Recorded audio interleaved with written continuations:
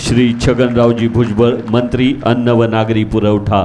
आव्हानांना सुद्धा आव्हान पेलू शकणाऱ्यांची प्रतीक्षा असते असे आदरणीय नेते आणि सामाजिक बदलांसाठी आयुष्य झिजवणारे क्रांतिज्योती सावित्रीबाई फुले यांना वंदन करण्यासाठी उपस्थित असलेले राज्याचे मुख्यमंत्री एकनाथराव शिंदे, शंभूराजे देसाई, अतुल सावे, रुपालीताई चाकणकर, महादेवराव जानकर, मकरंद पाटील, जयकुमार गोरे, महेश शिंदे, नरेंद्र पाटील, जितेंद्र जुडी, CO खिलारी, SP समीर शेख, महाज्योतीचे राजेश खवले, नायगावच्या सरपंच साधना नेवसे, राजेंद्र नेवसे, माझ्या सर्व बांधवांनो, भगिनी आणि मातांनो, मी सर्वप्रथम सावित्रीबाई फुले ज्या 3 जानेवारी 1831ला या नायगावमध्ये त्यांचा जन्म झाला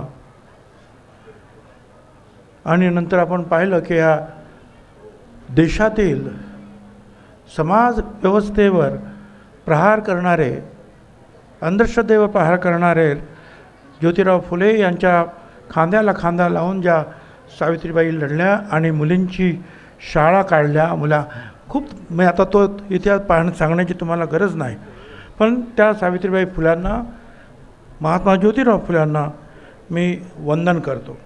अलीकडेच या देशाचे पंतप्रधान मोदी साहेब यांनी एका ठिकाणी असं म्हटलं कि सावित्रीबाई फुले जी का नाम आते ही सबसे पहले शिक्षा और समाज सुधार के क्षेत्र में उनका योगदान हमारे सामने आता है.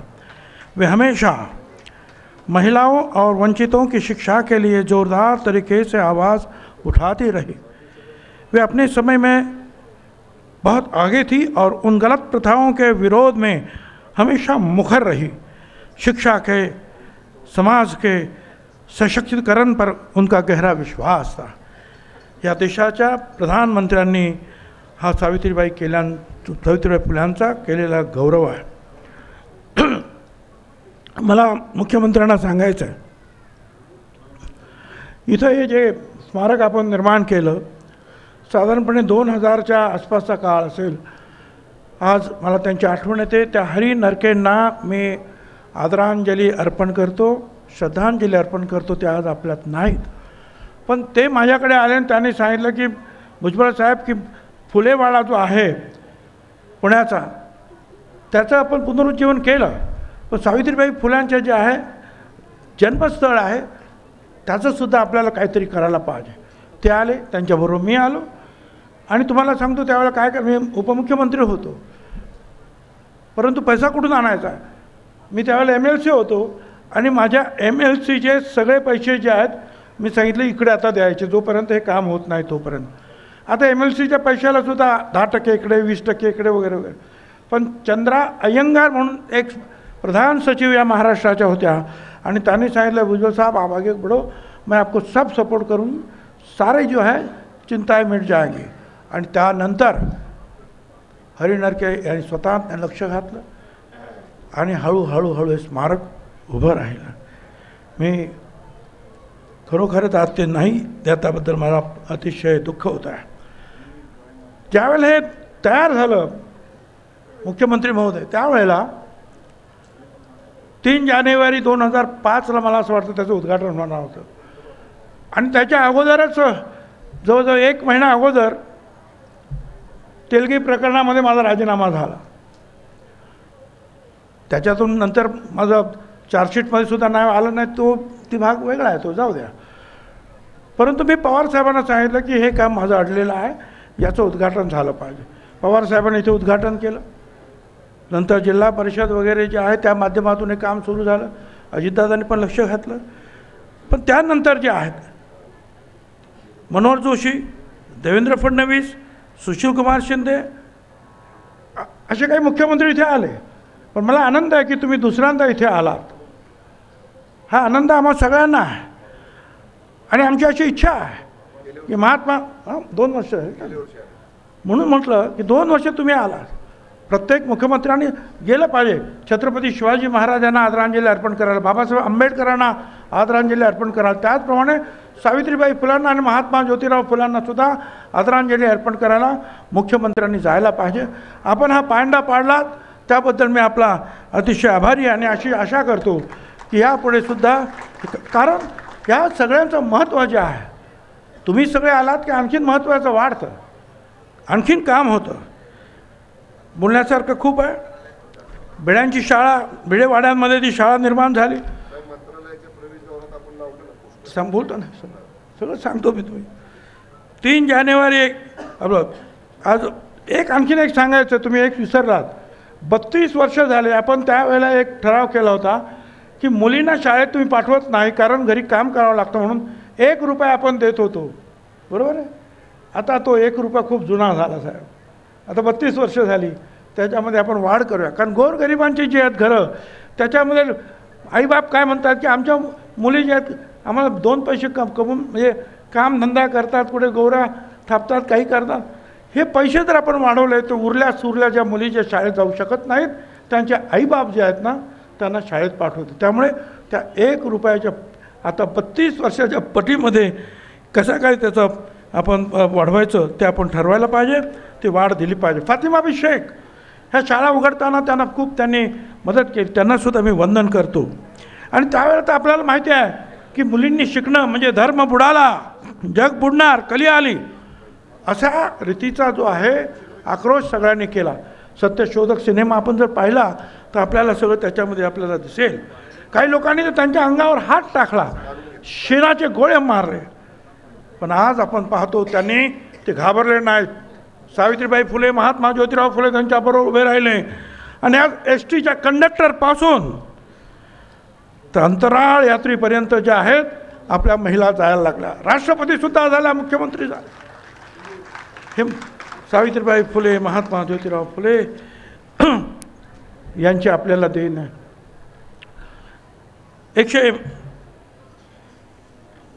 200 वर्ष आता मला असं वाटतं पूर्ण होतील पुढच्या 33 साली. पण त्याचबरोबर भिडेवाड्याला सुद्धा जे आहे 175 वर्ष झाली. आणि सत्यशोधक समाज जो महात्मा ज्योतिराव फुल्यांनी सुरू केला, त्यांच्यानंतर सावित्रीबाई फुल्यांनी त्यांचं नेतृत्व केलं, त्यालासुद्धा यावेळेला 150 वर्ष झाली. आणि त्यातून अनेक कार्यक्रम सुरू झाले. आणि आज आपण पाहतो आहोत सावित्रीबाई फुल्यांनी आपल्या विचारांचा प्रसार साहित्याच्या माध्यमातून केला. काव्य फुले, 52 कशी सुबोध रत्नाकर, वेगवेगळ्या ज्या कविता संग्रह त्यांच्या आहेत. 1896च्या दुष्काळामध्ये माणुसकी विसरून एकमेकाला सहाय्य करण्यासाठी त्यांनी अन्नछत्र सुरू केली. मुंबईला हिंदू मुसलमान दंगा सुरू झाला, त्यावेळेला सावित्रीबाई फुले तिथे गेल्या आणि त्यांनी तो दंग्यामध्ये ज्या सगळ्यांचं जे आहे सगळ्यांच्या समोर भाषण करून तो दंगा शांत केला. त्याच्यासाठी एक हिंमत लागते. पुढे अनेक लोकांनी हे काम केलं. पंडिता रमाबाई गायकवाड सरकार या सगळ्यांनीच त्यांना मदत केली. या सगळ्यांचेच आपल्यावर खूप उपकार आहे. परंतु आपल्याला सगळ्यांना माहिती आहे 1896-97ला प्लेगची साथ आली आणि पुण्यामध्ये पटापट माणसं मरायला लागली. त्यावेळेस प्लेग झाला की माणसं जे आहेत त्यांना दूर करायचे. सावित्रीबाईंनी ससाण्याच्या माळ्यावर हॉस्पिटल सुरू केलं आणि त्या मुलांना, वृद्ध लोकांना, सगळ्यांना जे आहे त्या हॉस्पिटलमध्ये न्यायला सुरुवात केलं. गायकवाड नावाच्या एका मागासवर्गीय मुलाला असंच त्यांनी पाठीवर धरलं, घेऊन गेल्या. यशवंतने सांगितलं, त्यांचा मुलगा डॉक्टर होता, दत्तक घेतलेला. त्यांनी सांगितलं आई तुला प्लेग होईल. पण त्या म्हणाल्या, त्या महात्मा ज्योतिराव फुल्यांना शेटजी म्हणायचे. ते म्हणायचे अरे यशवंता, आज शेटजी असते तर ते घरात बसले नसते, त्यांचं काम मला पुढे नेलं पाहिजे. त्या प्लेगच्या रुग्णांची सेवा करत राहिल्या आणि त्याच्यामध्ये त्यांना प्लेग झाला आणि त्याच्यामध्ये त्यांचा देहांत झाला. याच्यापेक्षा जास्त जे आहे देण्यासारखं जे माणसाकडे आहे, स्वतःचा आत्मा, स्वतःचा जीव आत्मार्पण करणं. ज्याप्रमाणे आपल्या बॉर्डरवर सैनिक लढतात तेवढंच शौर्य जे आहे सावित्रीबाई फुल्यांच्या अंगी होतं. आणि म्हणून त्यांनी जे आहे झाला प्लेग तर झाला, परंतु मी थांबणार नाही, त्यांनी ते काम केलं. खूप सांगण्यासारखं आहे. माझी आपल्याला विनंती आहे की आपण 3 जानेवारी जन्मदिवस सर्व आपल्या राज्याच्या शाळांमध्ये महिला शिक्षण दिन म्हणून साजरा करतो। आपण देशभरामध्ये सुद्धा हा दिन साजरा केला पाहिजे। यासाठी जर प्रधानमंत्र्यांना लिहिलं तर नक्की जे आहे त्याचा मान राखला जाईल, कारण ते त्याप्रमाणे निर्णय घेतील। आता तुम्हाला सांगितलं की आपण पुण्याचं जे आहे भिडेवाडा, त्याचे पैसे जे आहेत ते सुद्धा जे एकनाथराव शिंदे, फडणवीस साहेब आणि अजितदादा तिघांचे खूप त्याच्यासाठी प्रयत्न आहेत। मागचे 20-25 वर्ष चाललेला लढा भिडेवाडाचा आपण जिंकलेला आहे आणि त्याच्यासाठी आता आराखडे बनवून लवकरच त्याचं भूमिपूजनसुद्धा होणार आहे।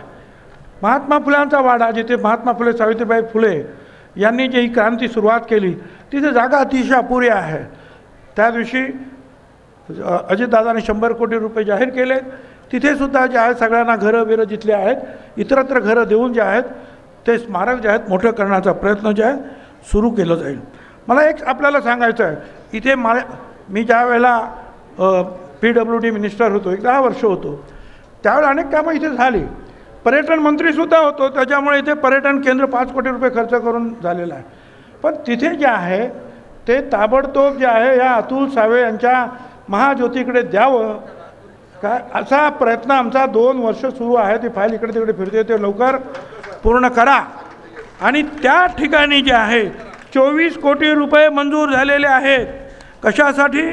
तर या ठिकाणी 200 मुलींसाठी जे आहे राष्ट्रीय संरक्षण प्रबोधिनी NDAमध्ये प्रवेश करणाऱ्या मुलींसाठी आपल्याला केंद्र सुरू करायचं। सगळ्या मुलींना तिथे प्रवेश मिळणार आहे आणि त्यासाठी 24 कोटी सरकारने मंजूर केलेले आहेत। परंतु जागा ही आहे ना, पडलेली आहे। आता गव्हर्नमेंट काय, आता म्हणजे असे काही खाते अशी असतात की माझ्याकडे म्हणजे माझंच आहे। अरे बाबा द्या ना ते सरकारकडे, महाज्योती तिथे खर्च करेल, ताबडतोब 200 मुलाची प्रबोधिनी जी आहे सुरू निश्चितपणे होईल। अनेक चांगली कामं जी आहेत या इथे मार्गी लागतील। आता आणखीनसुद्धा काही कामं आहेत। एक जो आहे सावित्रीबाई फुल्यांच्या नावाचा पुरस्कार 2014 पासून बंद झालेला आहे। सावित्रीबाई फुले पुरस्कार 25,000 रुपये आपण पूर्वी द्यायचो, पुरस्कार सध्या बंद आहे। मी सांगितलं सेक्रेटरीनं वगैरे, आता कुठे ती फाईल ती बघून घ्या। तो पुरस्कार पण वाढवून द्या आणि तो पुरस्कार ताबडतोब तुम्ही सुरू करा। त्याची घोषणा आता केली तरी अधिक उत्तम होणार आहे। त्यामुळे MTDCची सुद्धा घोषणा आता केली तर अधिक उत्तम होणार, म्हणजे प्रश्नच मिटेल ना। इकडे जाईल तिकडे जाईल फाईल, ते सगळं करून घ्यावं आपण। आणि ती 10 एकर जागा आहे ते आपल्याला मिळेल। मी अधिक जास्त बोलत नाही, पण आपल्यासाठी सुद्धा जे सावित्रीबाई फुल्यांनी जे सांगितलं ते लक्षात ठेवा। अंधश्रद्धेपासून दूर राहा आणि त्यांनी जे सांगितलं, ज्ञान नाही विद्या नाही ते घेण्याची गोडी नाही, बुद्धी असून चालत नाही तयास मानव म्हणावे काय। दे रे हरी पलंगावरी पशु ऐसे कधी बोलत नाही, विचार ना आचार काही तयास मानव म्हणावे का।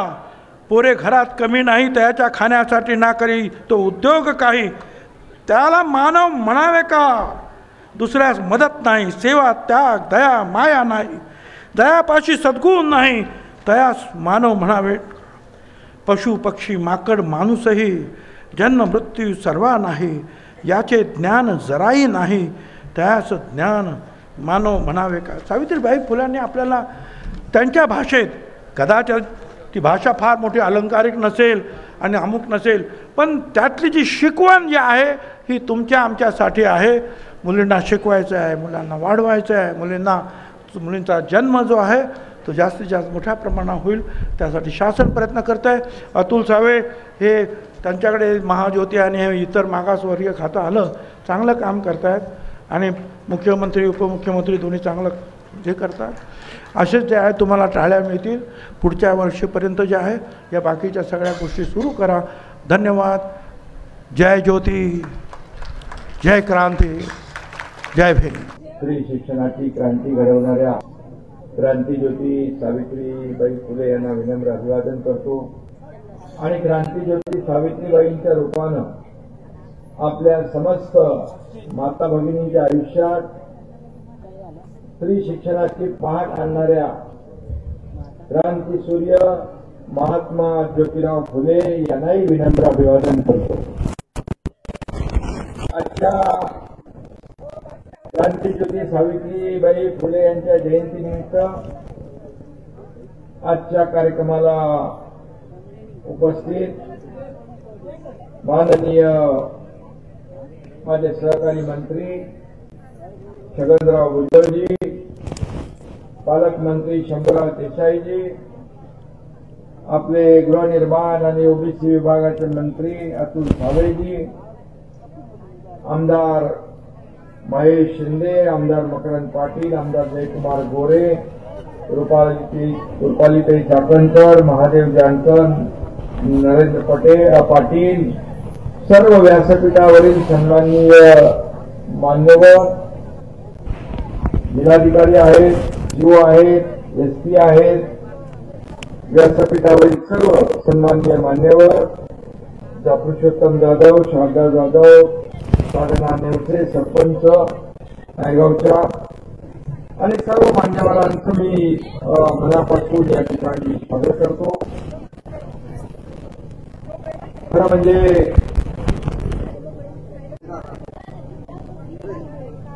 अशा पद्धतीत काम केलं समाज प्रबोधनाचं. त्याचबरोबर त्या काळात चालीरीती रूढी परंपरा अतिशय कडक असताना मुलींना स्त्रियांना समाजाच्या मुख्य प्रवाहामध्ये आणण्यासाठी शिक्षणाची गंगा गावोगाव नेण्याचं काम फुले दाम्पत्याने केलं.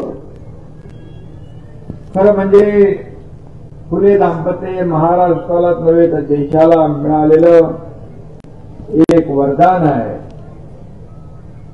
आणि आपण सगळे भाग्यवान आहोत की अशा प्रकारची व्यक्तिमत्व आपल्या देशाला लाभली आणि काही ना काही देऊन गेली, समाजामध्ये जागृती निर्माण केली, समाजाला जगण्याची दिशा. खरं म्हणजे स्त्री शिक्षणातून घराघरात महिलांचा स्वाभिमान त्या अबला नाहीत तर सबला आहेत याची जाणीव निर्माण करण्याचं काम सावित्रीबाईंनी केलं. त्यामुळेच महाराष्ट्राच्या धमन्यात स्त्री शक्तीचं चैतन्य आहे हे आवर्जून मी या ठिकाणी सांगू इच्छितो.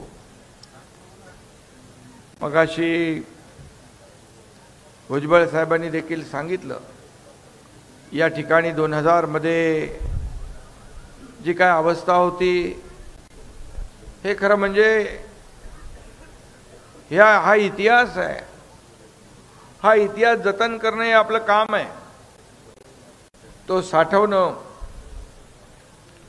आणि तरुणाईला प्रेरणा देणारं ठराव म्हणून या ठिकाणी आपण त्या काळात देखील हे स्मारक ठाकठीक करण्यासाठी उभं करण्यासाठी देखील आपण योगदान दिलं. खरं म्हणजे आपले पती ज्योतिबा फुलेंच्या मदतीने स्वतः त्यांनी शिक्षण घेतलं आणि नंतर जो इतिहास घडवला तो आपल्याला सांगण्याची मला आवश्यकता नाही. आणि स्त्री स्वातंत्र्य हा शब्दही माहीत नसण्याच्या काळात मुलींच्या शिक्षणासाठी त्यांनी काम केलं. त्याने अनेक कठीण प्रसंगांना देखील तोंड दिलं, मगाशी मी म्हटलं, परंतु जिद्द सोडली नाही. आणि त्यामुळेच स्त्री शिक्षणाची क्रांती त्यांनी घडवली. आपल्या खेड्यापाड्यातल्या स्त्रिया शिकू लागल्या, शिक्षित होऊ लागल्या, समाज पुढे जाऊ लागला आणि त्यातूनच सावित्रीच्या लेकींना खऱ्या अर्थाने या मुख्य प्रवाहामध्ये आणण्याचं काम केल्यामुळे त्यांनी पुरोगामी महाराष्ट्र घडवला. आज आपल्या भगिनी मगाशी भुजबळ साहेबांनी आणि आपल्या चाकणकर ताईंनी देखील सांगितलं की ज्या ज्या ठिकाणी आपल्याला या महिला भगिनींना जे जे काही करता येईल ते ते आपण केलं पाहिजे.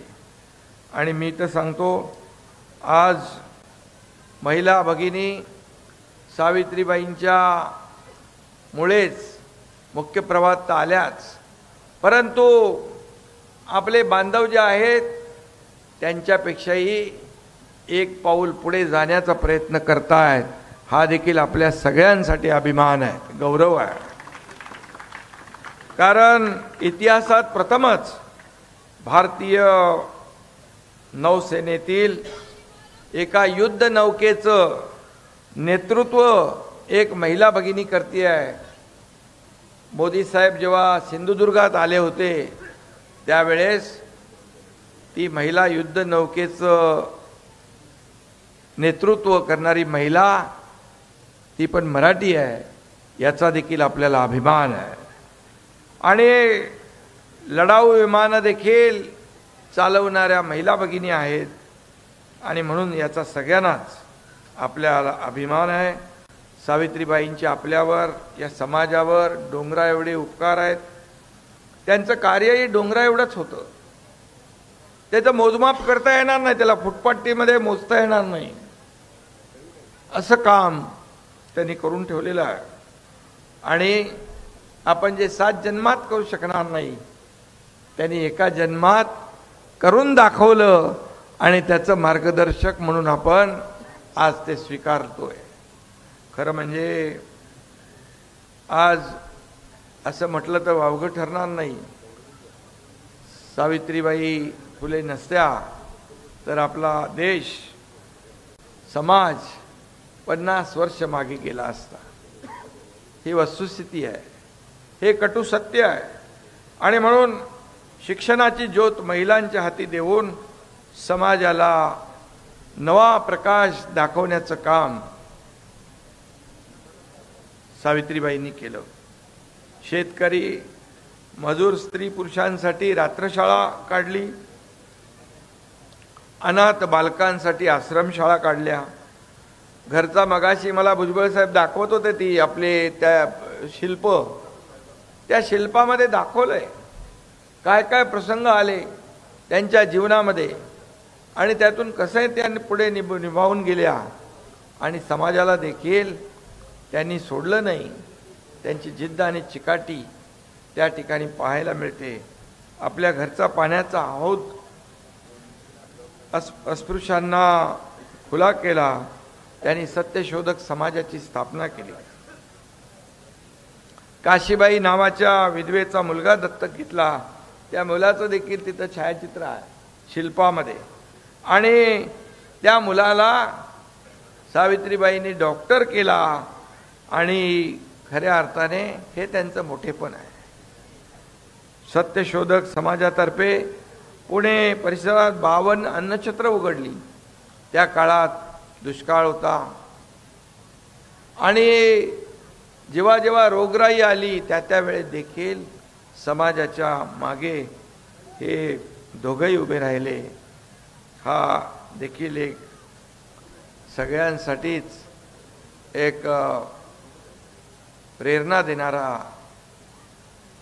काय उपक्रम आहे. खरं म्हणजे एवढं आपण जेव्हा त्यांनी मगाशी मला भुजबळ साहेबांनी दाखवता एक शिल्पही दाखवलं.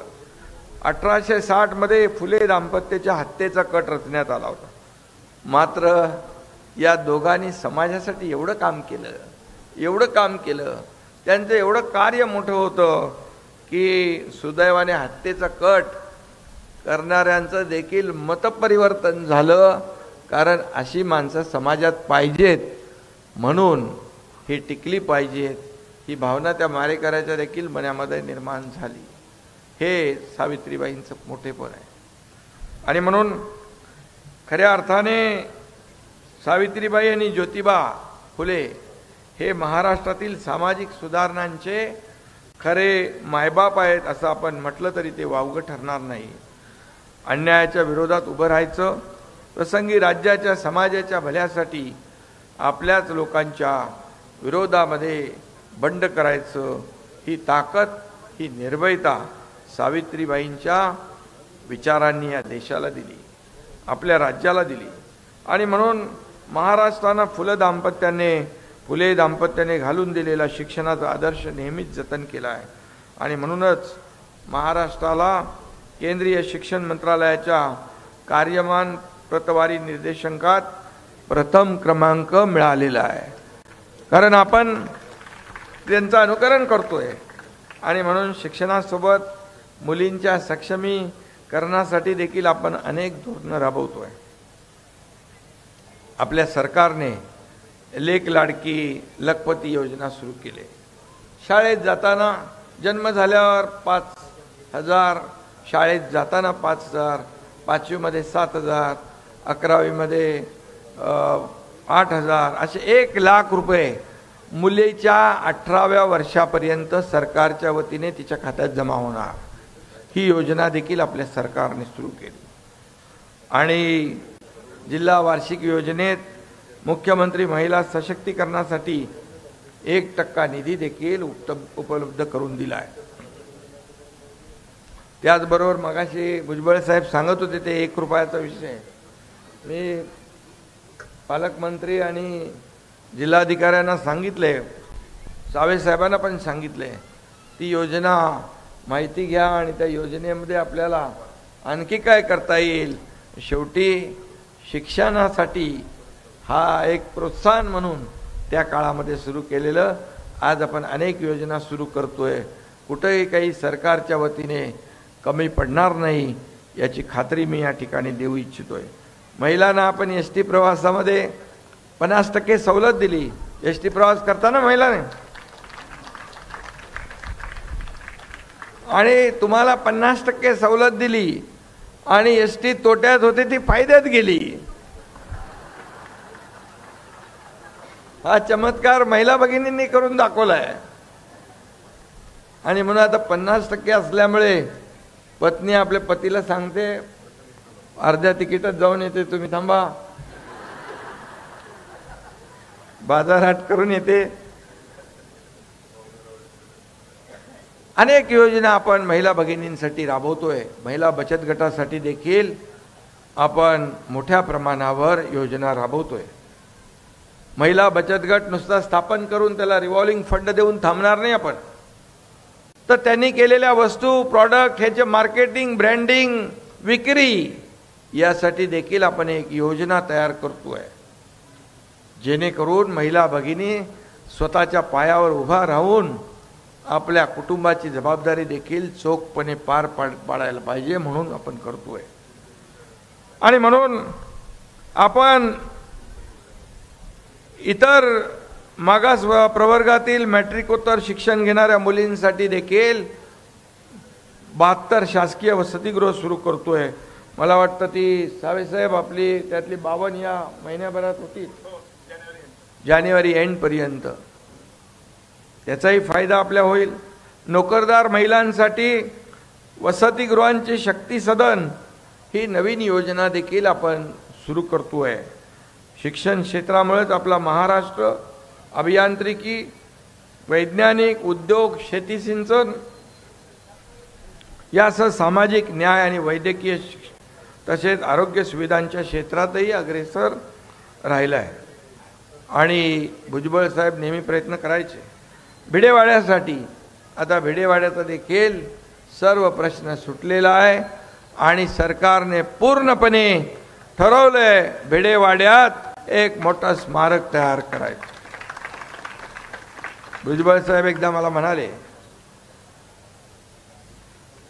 ते मंत्रालयाच्या आवारामध्ये, त्यावेळेस मी नगरविकास मंत्री होतो, म्हणाले 2 फोटो लागले पाहिजे, महात्मा ज्योतिराव फुले आणि सावित्रीबाई फुले. त्यांनी मला सांगितल्या मी बाजूला गेलो, माझ्या कामात गेलो, तिथून फोन केला आणि ते तात्काळ कारवाई करून टाकली. शेवटी आपला हा गौरव आहे, अभिमान आहे. त्यांच्या समोर नतमस्तक होऊन जेव्हा आपण काम सुरू करतो तेव्हा ऊर्जा, प्रेरणा मिळते. त्या ठिकाणी छत्रपती शिवाजी महाराज, डॉक्टर बाबासाहेब आंबेडकर यांच्याही प्रतिमा आहे. आणि म्हणून आज अनेक योजना या ठिकाणी सुरू झालेल्या आहेत. नक्कीच किती योजना केल्या तरीसुद्धा आपण क्रांतीज्योती सावित्रीबाई फुले, महात्मा ज्योतिराव फुले यांच्या ऋणातून मुक्त होऊ शकणार नाही. एवढं मोठं कार्य त्यांनी केलेलं आहे. पण एक उतराई होण्याचा प्रयत्न आपण करतो आहे. आणि म्हणून मगाशी मंत्री सावेसाहेबांनी सांगितलं, त्यांच्या विभागाने खूप योजना केल्या आहेत. 10 लाखापर्यंत कर्ज, 15 लाखापर्यंत कर्ज, 1 लाखापर्यंत थेट कर्ज, अनेक योजना. आणि या ठिकाणी मी एवढंच सांगेन, मगाशी देखील वर्षातून इकडे लोक येतात, काही लोक अनेक वेळा येत असतील, परंतु जे या ठिकाणची जी जागा आहे 10 एकर, तिथे एक सगळ्यांची अपेक्षा आहे, सगळ्यांची इच्छा आहे. मगाशी जयकुमार आपणही बोललात, मगाशी देखील आपली चर्चा झाली या बाबतीमध्ये. भुजबळ साहेबांना देखील मी म्हणालो की ते वर्षभर लोक आले पाहिजे, इथून प्रेरणा ऊर्जा घेऊन गेले पाहिजे, अशा प्रकारचं काम सरकारच्या माध्यमातून झालं पाहिजे. आणि म्हणून ते देखील आपण ती जागा जी आहे ती विकत घेऊ आणि याला लागणारे 100 कोटी रुपये स्मारकासाठी तेही आपण या ठिकाणी देऊ. काही पुरस्कार राहिलेत देण्याचे, तेही आपण तात्काळ त्याचा निर्णय घेऊ. आणि एक आगळी वेगळी श्रद्धांजली या ठिकाणी या निमित्ताने आपल्याला देण्याची संधी मिळेल. आणि म्हणून मी गेल्या वर्षी आलो होतो आणि इथं आल्यानंतर आतमध्ये त्या वास्तूत गेल्यानंतर वेगळी एक अनुभूती येते. एवढी मोठी माणसं या ठिकाणी राहत होती, त्यांनी आज देशाला, आपल्या राज्याला दिशा दिली. त्यांच्या पदस्पर्शाने, त्यांच्या वास्तव्याने पावन झालेली ही भूमी आहे. आणि म्हणून सरकार म्हणून आपण जेवढं काही करता येईल तेवढं कमीच असेल, अशी भावना आमच्या सगळ्यांच्या मनामध्ये आहे. या देशाचे आदरणीय प्रधानमंत्री महोदयांनी देखील या दोन्ही दाम्पत्याच्या बद्दल, महात्मा ज्योतिराव फुले आणि सावित्रीबाई फुले यांच्याबद्दल जे उद्गार काढले, त्यांचं जे मत मांडलं, ते मगाशी भुजबळ साहेबांनी देखील आपल्या भाषणामध्ये सांगितलेलं आहे. आणि म्हणून अशा प्रकारच्या ज्या काही कर्तृत्ववान व्यक्तिमत्व आहेत, त्यांचं केंद्र सरकारच्या माध्यमातून देखील, मोदी साहेबांचं देखील यावर बारीक लक्ष असतं. आणि राज्य सरकार देखील कुठेही अशा कर्तृत्ववान व्यक्तिमत्वाच्या स्मारक जपण्यासाठी, ती स्मारकं फक्त येऊन पर्यटन व्हावं यासाठी नाही, तर त्यांनी केलेले कर्तृत्व, त्यांनी दाखवलेली दिशा, त्यांनी केलेला त्याग, त्यांनी दिलेलं योगदान या माध्यमातून याची माहिती व्हावी. आणि इथं येणारा प्रत्येक जण इथून गेल्यानंतर इथून ऊर्जा घेऊन, प्रेरणा घेऊन, एक शक्ती घेऊन गेला पाहिजे, अशा प्रकारची भावना प्रत्येकाच्या मनामध्ये निर्माण झाली पाहिजे. आणि जसं सावित्रीबाई फुले आणि महात्मा ज्योतिराव फुले यांनी जगले,